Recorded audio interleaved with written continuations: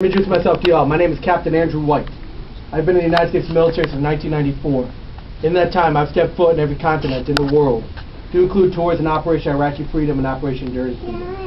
I take my job and my service to my country very seriously, more importantly, very personally. So I expect the same from each and every one of y'all. Understood? Yes, sir. All right.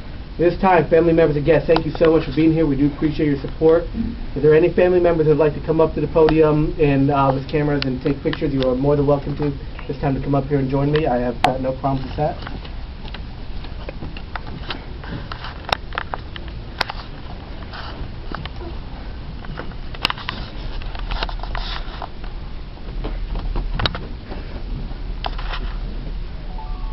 Anyone else? All right. Before we proceed, I do have two questions to ask you all. One, have you been briefed? Do you understand DoD separation policy, restriction of personal conduct in the Armed Forces, UCMJ Article 83, 85, and 86? Yes, sir. Anyone have any questions, reservation, or is reluctant to enlist at this time? No, sir. All right. Room, attention. Raise your right hand. Repeat after me. I, say your full name. I,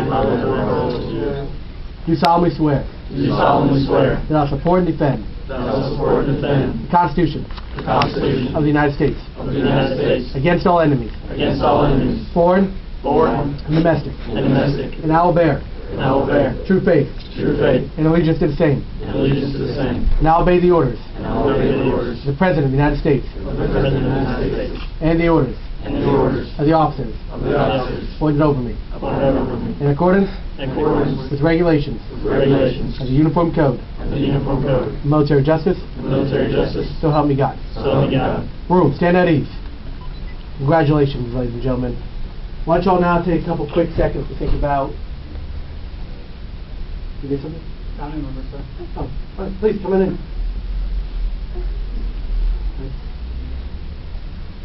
Why don't y'all take a couple quick moments to think about what it is that you've just suddenly done, and the promise you just made. You've just made a promise to 320 million Americans that you will be there. What does it mean to be there? You think just showing up? Let me tell you, it's not that simple, it's not that easy. Being there means 19 people decide to board a plane and hijack it, crash into our nation's buildings. You will be there to help support your nation and let the rest of the world know we're still standing strong. For hurricane, tornado, flood, forest fire, natural disaster, man-made and whatnot, threaten our cities and homes, you will be there to help support your friends, neighbors. Let them know that the nation's behind them during a tough and difficult time. Before an invader attempts to invade our homeland, you will be there to help defend it. And if leaders of sovereign nations call our leaders, ask for our assistance, we will mobilize overseas to support our friends and allies overseas.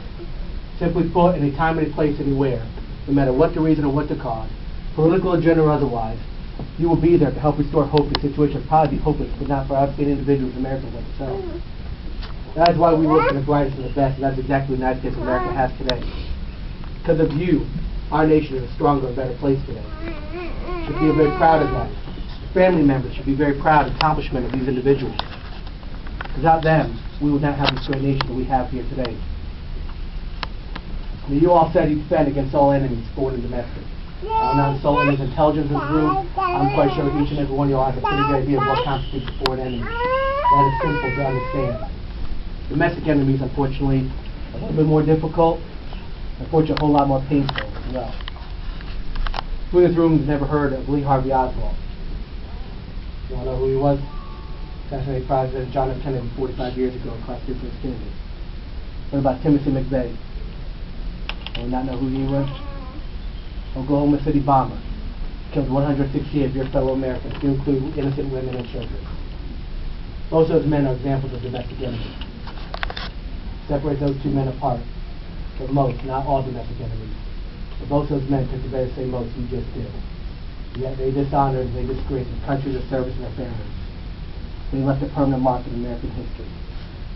The question I have for you all now is what kind of mark in American history are you going to make? You make like those two individuals, people like Paul Smith, United States Army, Medal of Honor recipient, Iraq. Bud Day, United States Air Force, Medal of Honor recipient, Vietnam. John McCain, Navy hero, POW, Vietnam. Chesty Puller, Marine Corps icon, 5 Navy crosses. World War I, World War II in Korea. Our Commander-in-Chief, Barack Obama, could have marked American history to make it, Jim. Because this moment forward, none of y'all are reading history anymore. You're making it. Everything you do from this moment forward will have an impact on American history. No matter what job you're in, no matter what branch of service you're in, if you do not perform your duty to the very best of your ability, the next person can't do theirs. And that is why we've always sought out the brightest and the best. From this moment forward, you look down at your name tag, you look down at your uniform, you'll notice the first two letters of your heart is U.S. No matter what branch of service you serve in, you represent the United States of America now.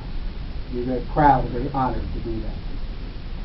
Now let's step aside a little bit of personal before I let you guys go in the back room and get the contract signed out. I joined the United States military in time of peace. I've served it now in time of war. I hope to serve again in time of peace before I retire. You are a little different, in my personal opinion, a little bit more special. You joined your nation in time of war. That tells me quite a bit about you and who you are. Who in this room has never heard of Pat Tillman? Y'all know who he was? I'll tell you a little story about Pat Tillman.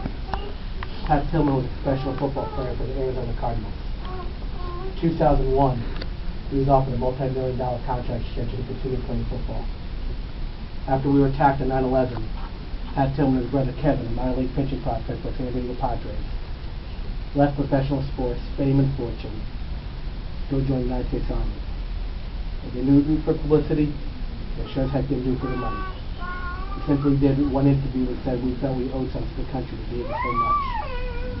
The two Tillman boys went off and became Army Rangers. They went off to Afghanistan to go fight. They went to Iraq to go fight. And then returned to Afghanistan to go fight again. In April 2004, the night before the NFL draft, Pat Tillman made the ultimate sacrifice for his country and was killed in action. Pat Tillman is a personal hero of mine. Someone I try to inspire my life to be like.